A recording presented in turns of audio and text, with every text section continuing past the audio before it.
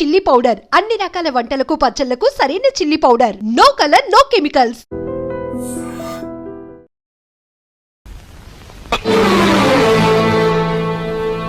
ఎక్కడికి వెళ్ళావు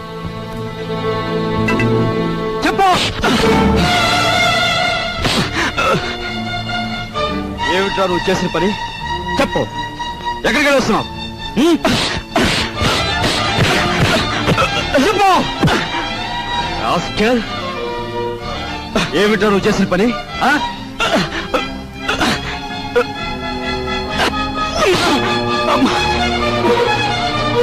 చెప్పరా చెప్పు. పెద్దలేదురా నీకు? మీ నాన్నగారు పోయి పట్టుమని 10 రోజులు కాలేదు. ఏం చేశాడనరా వాడిని అలా కొడుతున్నావు? మీ నాన్నగారు ఏనాడైనా వీడిని ఇలా కొట్టడం చూసావా? వీడు చేసే పనికి కొట్టడం కదమ్మా, చంపాలి. చంపి పాతేయాలి. ఏం చేశాడు అంత పెద్ద తప్పు? ఏం చేశాడా వీడు?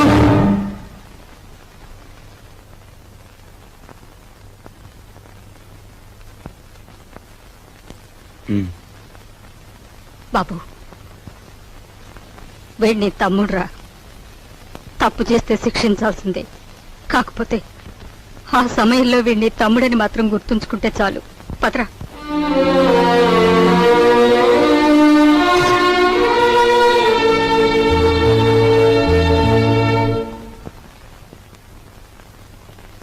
వాడెందుకు కుట్టాడో తెలుసమ్మా? చెప్పు. పక్కన కాబోయే పెళ్ళం ఉంది కదా, ఆవిడ ముందు గొప్పలు చూపించుకోవడానికి. ఒరే కృష్ణ, నువ్వు చిన్న కొడుకువైతే నీకంటే ముందు పుట్టిన పెద్ద కొడుకురా వాడు. నీకంటే ముందు నుంచి చూస్తున్నాను. వాడెప్పుడూ తప్పు చేయడు. వాడితో ఉన్న ఆ పిల్ల వాడంత గొప్పదని నా అభిప్రాయం.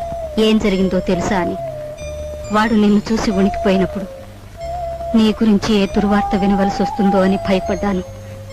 ఏం జరిగిందని అడగటానికి కూడా ధైర్యం చాలకు వచ్చేశానురా.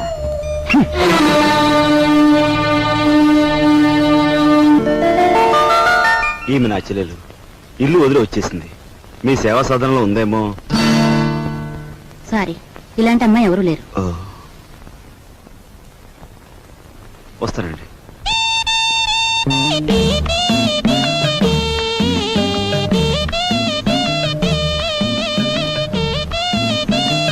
ఇలా రా. వస్తున్నా. నీ చూపులోని ఆకలి నాకు అర్థమైంది. నీకేది కావాలన్నా నేను ఉపయోగపడతాను, అలాగే నాకేది కావాలన్నా నువ్వు ఉపయోగపడాలి. ఇక్కడ ఫ్రెండ్షిప్ కి అది కండిషన్. ఓకే? రాజు, నువ్వేవి అనుకోనంటే ఈ డబ్బుతో నీ అప్పులన్నీ తీరిస్తే ఎలా ఉంటుంది? స్నేహితురాలుగా నేనేం చేయాలో ఏం చేయగలను నాకేం అర్థం కావటం లేదు. నీ అభిమానం ఆత్మబలం అండగా ఉంటే నాకంతే చాలు. పద. మంచి తరుణం మించిపోవును, ఆలోచించిన ఆశాభంగం. 8 రోజులు సైకిల్ తొక్కిన వారికి 8,000 రూపాయలు బహుమానం. 8 days 8,000. 8 రోజులు సైకిల్ తొక్కిన వారికి 8,000 రూపాయలు బహుమానం.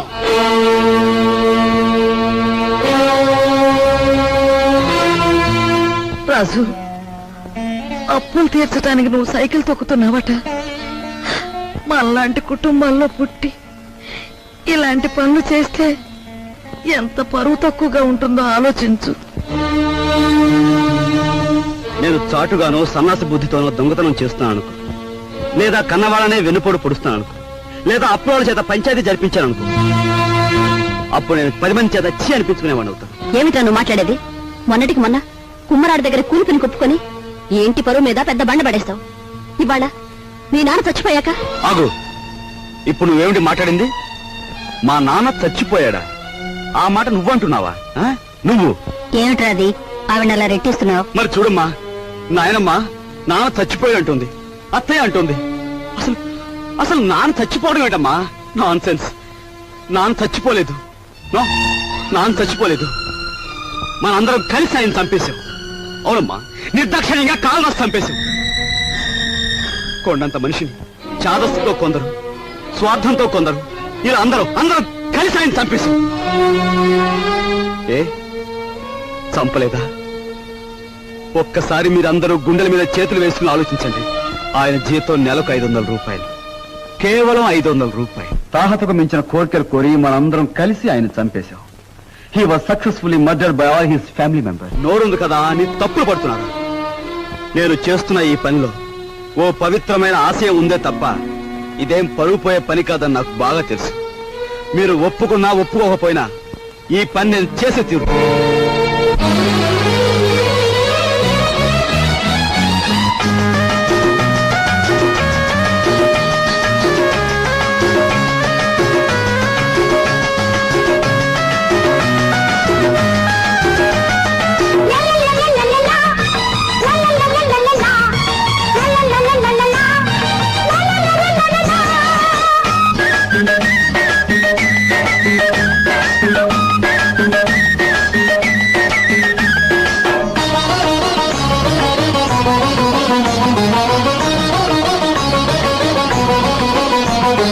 దారి పూల దారి పోవోయి బాటసారి నీ ఆశలే ఫలించగా ఫలించు విజయభేరి నీ ఆశలే ఫలించగా ఫలించు విజయభేరి నీ దారి పూల దారి పోవోయి బాటసారి నీ ఆశలే ఫలించగా ఫలించు విజయభేరి నీ ఆశలే ఫలించగా ఫలించు విజయభేరి.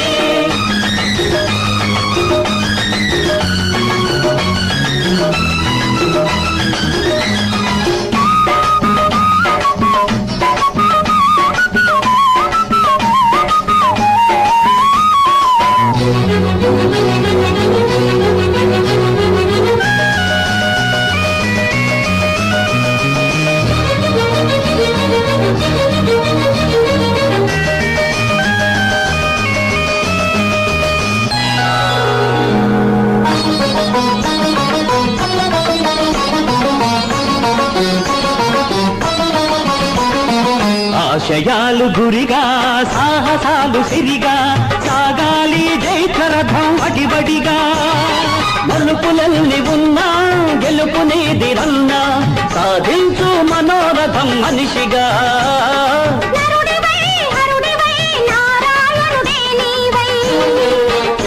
నీ వాసలే ఫలించగా వరించు విజయలక్ష్మి నీ వాసలే ఫలించగా వరించు విజయలక్ష్మి నీ దారి పూల దారి పోవోయి బాటసారి నీ ఆశలే ఫలించగా ఫలించు విజయభేరి నీ ఆశలే ఫలించగా ఫలించు విజయభేరి.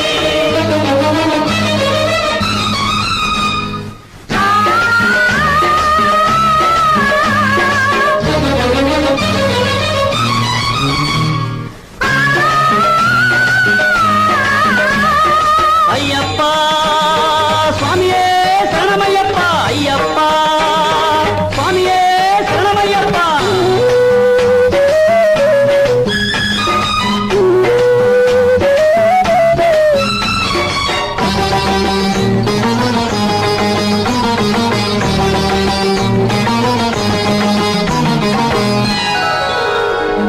కాళరాత్రి ముగిసే కాంతి రేఖ మెరిసే నీ మండిన గుండెల నిట్టూర్పులలో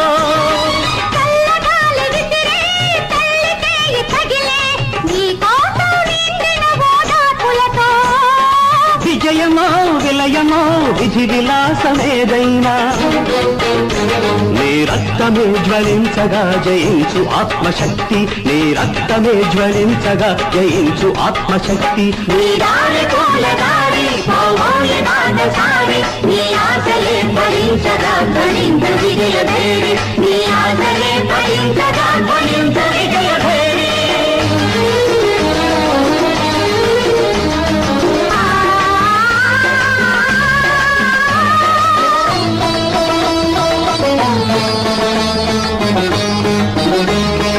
అయ్యప్ప స్వామియే శరణమయ్యప్ప అయ్యప్ప స్వామియే శరణమయ్యప్ప.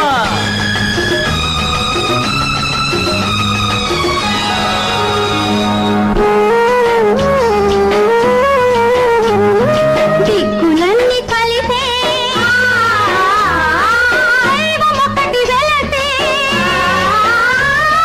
నీ రక్తాభిషేకం చేస్తుంటే మతములన్నీ కరిగే మమత మాట దివ్వెలిగే నీ ప్రాణం నైవేద్యం పెడుతుంటే ధీరుడివై విక్రమార్కుడివి నీవై నీ లక్ష్యమే సిద్ధించగ దీవించు దైవ శక్తి నీ లక్ష్యమే సిద్ధించగ దీవించు దైవ శక్తి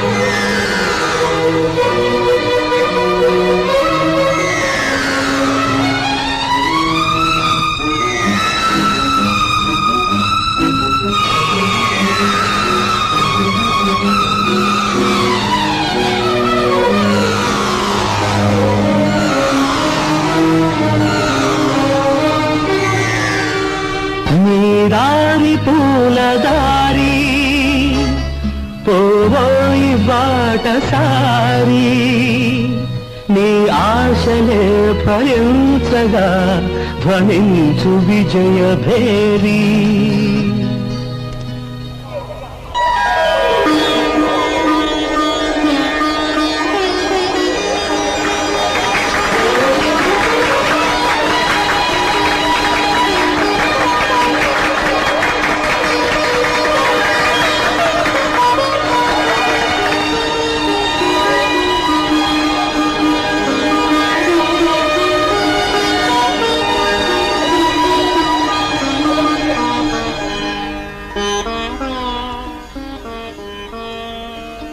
ఇవాళ నీ కొడుకు ప్రయోజకుడైనందుకు ఇప్పుడు నువ్వు ఉంటే ఎంత ఆనందించేవాడివిరా.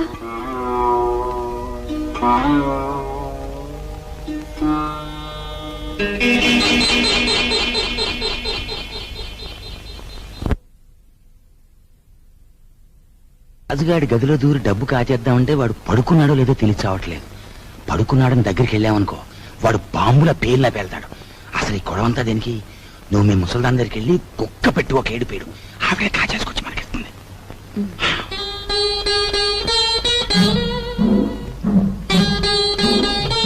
రాజు సైకిల్ దుక్కి సంపాదించిన డబ్బుతో ముందు అప్పులు తీరుస్తానంటున్నాడు.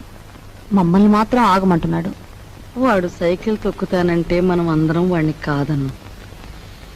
ఇప్పుడు ఆ డబ్బు మనం కావాలంటే ఏం బాగుంటుందమ్మా? అందుకే వాడి చేతుల నుంచి మనం తీసుకోము. మరి నువ్వు ఆ గదిలోకి వెళ్తావు, ఎవ్వరికి అనుమానం ఉండదు. ఆ డబ్బు నువ్వు తెస్తావు.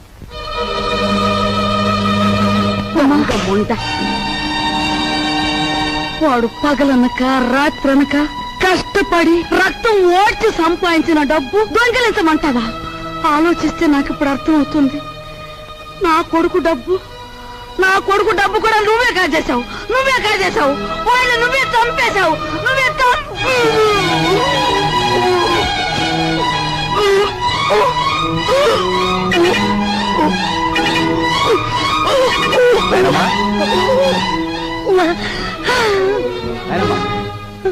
బాబు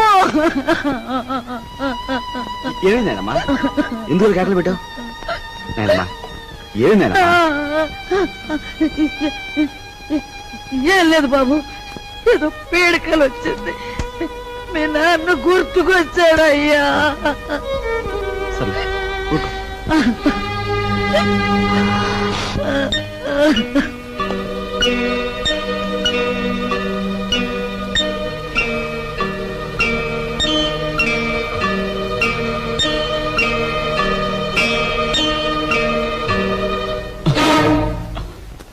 ఏమిట్రా లోపల నుంచి వస్తున్నా?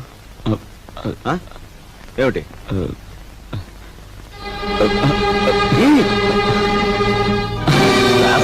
ఏమిటారు చేసిన పని?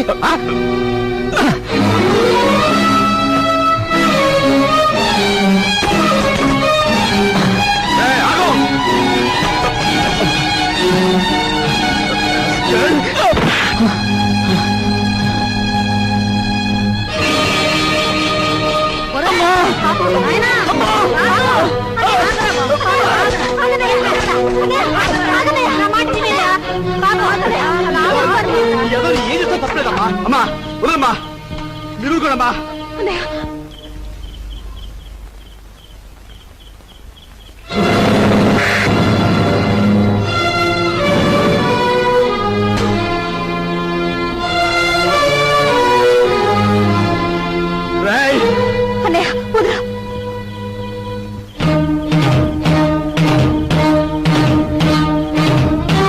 దుర్మార్గుడా, ఎంతకు తెగించావురా?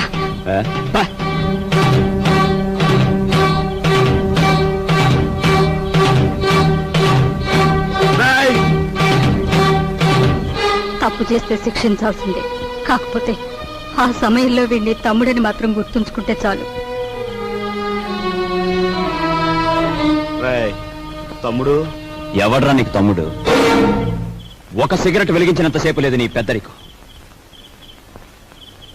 ఒక దమ్ము లాగినంతసేపు లేదు నీ పెద్దరికం. అందుకోసం నువ్వు ఎగిరిపడిన అవసరం లేదు. ఏమిటి నీ గొప్ప? నాన్న చచ్చిపోయి 4 రోజులు కాలేదు, రకరకాలుగా అధికారం చలాయించాలని చూస్తున్నావు. నీ పెద్దరికం నాకు అక్కర్లేదు. సచ్చినాడు ముసలిముండా. ఐఎమ్ సారీ, నీకు మర్యాద ఇవ్వాలి కదూ. చూడు మిస్టర్, నీకు ఎవరి పెద్దరికం అక్కర్లేదనుకుంటే ఈ ఇంట్లో నుంచి తక్షణం బయటకు వెళ్ళిపోవచ్చు. నేను ఇంట్లోంచి వెళ్ళిపోవాల్సి వస్తే ఏం జరుగుతుందో తెలుసా? నువ్వు ఈ ఇంట్లో ఉండాలంటే ఏం చేయాలో తెలుసా? తెలుసు. నిన్ను అన్నా అని గుర్తించాలి, నువ్వు తంతే పడుండాలి. అంతేకాదు, దున్నపోతల తింటూ కూర్చోకూడదు. కాయ కష్టం చేసినా సరే సంపాదించాలి, అప్పుడే నీకు తిండి. ఓహో, సంసారం సవ్యంగా సాగాలంటే ఇంట్లో అందరూ కష్టపడాలి. అలాగే ఇంటి పరువు కాపాడాలంటే అందరూ కలిసి ఉండాలి కదూ. మీ నాన్నగారు పోయి పట్టుమని 10 రోజులు కాలేదు. ఏం చేశాడని రా వాడిని అలా కొడుతున్నావు? మీ నాన్నగారు ఏనాడైనా వీడిని ఇలా కొట్టడం చూసావా? వీడు చేసే పనికి కొట్టడం కదమ్మా, చంపాలి. చంపి నిలువుగా పాతేయాలి. ఏం చేశాడు అంత పెద్ద తప్పు? ఏం చేశాడా వీడు?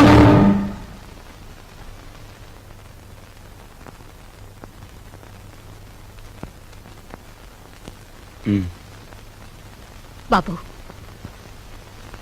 వీడిని తమ్ముడురా. తప్పు చేస్తే శిక్షించాల్సిందే. కాకపోతే ఆ సమయంలో వీడిని తమ్ముడని మాత్రం గుర్తుంచుకుంటే చాలు. పదరా.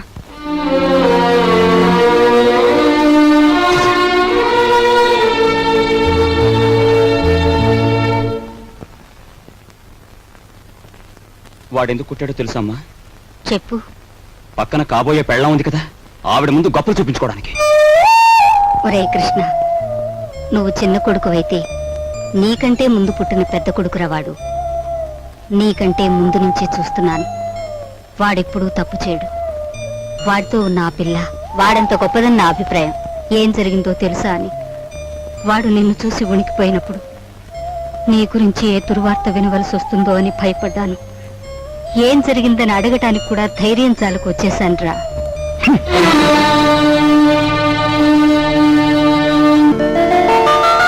ఈమె నా చెల్లెలు ఇల్లు వదిలి వచ్చేసింది.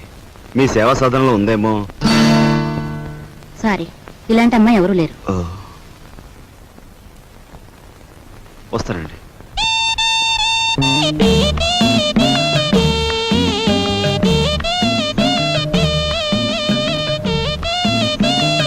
ఇలా రా. వస్తున్నా. నీ చూపులోని ఆకలి నాకు అర్థమైంది. నీకేది కావాలన్నా నేను ఉపయోగపడతాను, అలాగే నాకేది కావాలన్నా నువ్వు ఉపయోగపడాలి. ఇక్కడ ఫ్రెండ్షిప్ కి అది కండిషన్. ఓకే? ఓకే. రాజు, నువ్వేవి అనుకోనంటే ఈ డబ్బుతో నీ అప్పులన్నీ తీరిస్తే ఎలా ఉంటుంది? స్నేహితురాలుగా నేనేం చేయాలో ఏం చేయగలను నాకేం అర్థం కావటం లేదు. నీ అభిమానం ఆత్మబలం అండగా ఉంటే నాకంతే చాలు. పద. మంచి తరుణం మించిపోవును, ఆలసించిన ఆశాభంగం. 8 రోజులు సైకిల్ తొక్కిన వారికి 8,000 రూపాయలు బహుమానం. 8 days 8,000. 8 రోజులు సైకిల్ తొక్కిన వారికి 8,000 రూపాయలు బహుమానం.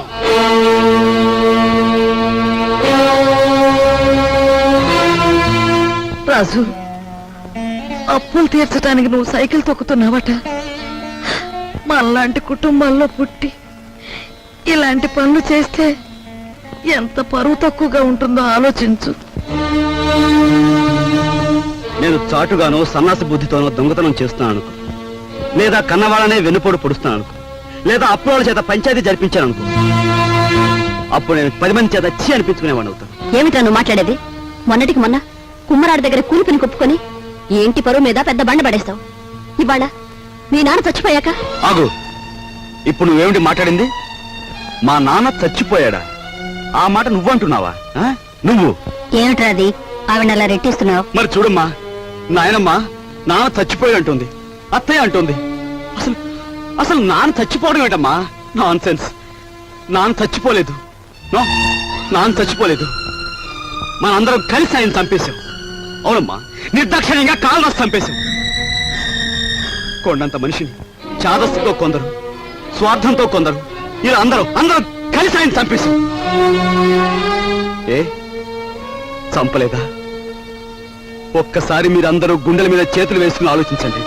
ఆయన జీతం నెలకు 500 రూపాయలు, కేవలం 500 రూపాయలు. తాహతకు మించిన కోరికలు కోరి మనందరం కలిసి ఆయన చంపేశాం. He was successfully murdered by all his family member. నోరుంది కదా అని తప్పులు పడుతున్నారు. నేను చేస్తున్న ఈ పనిలో ఓ పవిత్రమైన ఆశయం ఉందే తప్ప ఇదేం పరువు పోయే పని కాదని నాకు బాగా తెలుసు. మీరు ఒప్పుకున్నా ఒప్పుకోకపోయినా ఈ పని నేను చేసే తీరు.